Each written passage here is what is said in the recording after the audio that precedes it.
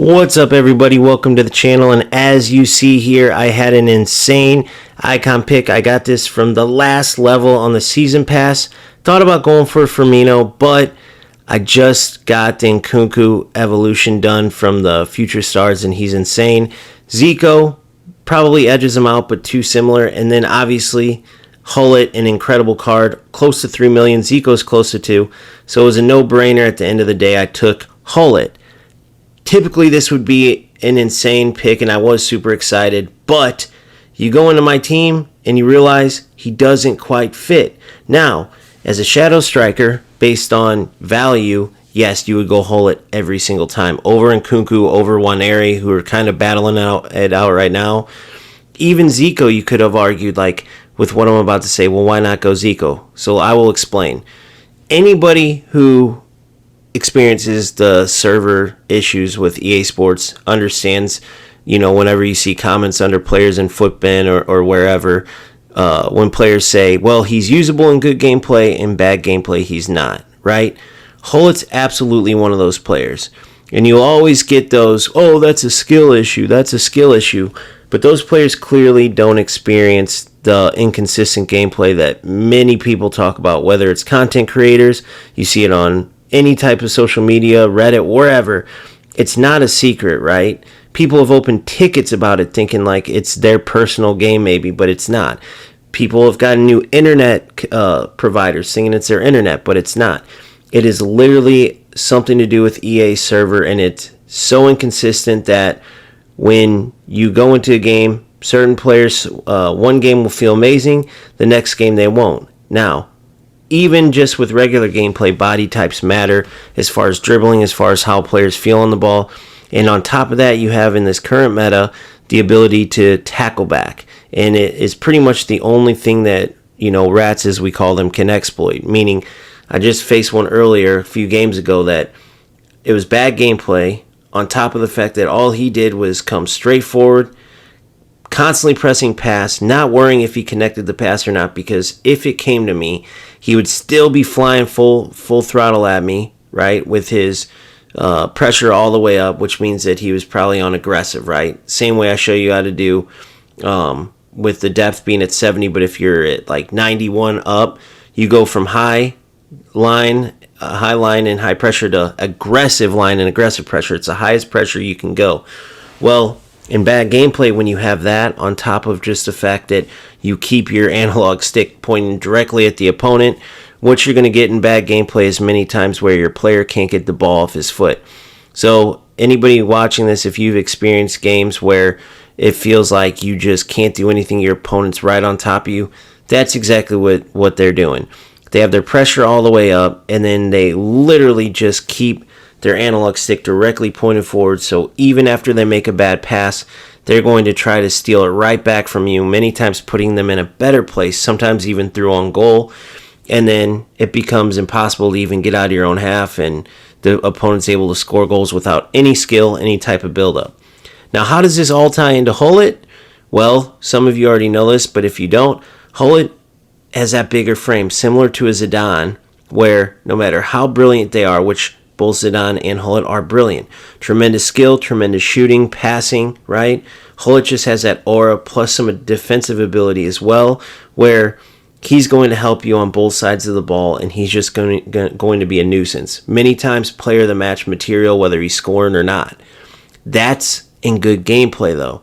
In bad gameplay, what you tend to see is Gullit's one of those players that more often than many other players will get the ball stuck on his foot, and the opponent will be able to steal it before you even think about making a decision.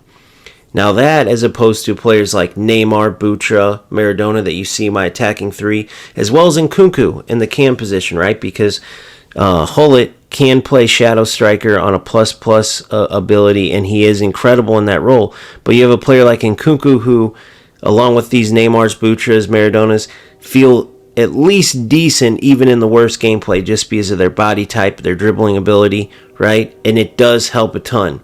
Again, Zidane and Gullit, great players. That's why it drives me crazy when people see in the comments like, yeah, it's usable unless it's bad gameplay. Nobody's saying that these players aren't good. People are just saying, hey, when it's inconsistent gameplay, when there's lag, delay, whatever you want to call it, these players are extremely tough, if not impossible, to dribble with, and you can't even use their amazing passing because the ball's stuck under their foot. The opponent steals it right back away from you before you get a chance to use their incredible passing. So that's what they mean by unusable. It has nothing to do with skill or lack of skill. So that is a big thing. 2 out of the 3 games I played with Gullit so far, one was terrible lag with an opponent that absolutely abused the tackle backs, the delay, whatever. He abused everything you could abuse. And yes, Gullit struggled there. Another game was pretty bad, probably for both parties. We ended up eking it out, but nonetheless, Gullit was pretty rough. He played a pretty rough game. Last but not least, we had a very good connection in a game, and Gullit scored the only goal he scored since I've had him. Now, it's only 3 games. There's 3 more left in champs, and those will be big on my decider as to whether I'm going to play Gullit or not. Now, it sounds crazy to say, but that's the biggest reason why I wanted to do this video, because many players will have this same conundrum where they pack an insane icon or an insane player, and they feel like, oh my gosh, I have to play him. Even if this player doesn't fit your team, even if he maybe even makes your team worse, or at least makes your gameplay worse, like you have a flow with your certain team, you're doing well, all of a sudden you get this player, maybe you even change your tactics for him, which I somewhat would because of Gullit's positioning, right? Because if I have him at cam, okay, I don't have to change anything. If I don't play him at cam, if I want him as a box-to-box or a playmaker in the CM role, well, guess what? I have to change out of my typical formation. So many players just do that no matter what. Without a question, everything changes once they get this player or that player. And it can be the biggest mistake, because immediately you may start struggling, and you may not stop struggling until you finally realize, like, this player is not working for you. So, yes, would it stink to have Gullit become the most expensive, fodder in my team, a 93 rated, unreal icon, one of the best, if not the best cards in the game year over year, and all of a sudden he's fodder for me when I finally pack him? Yeah, that wouldn't be cool.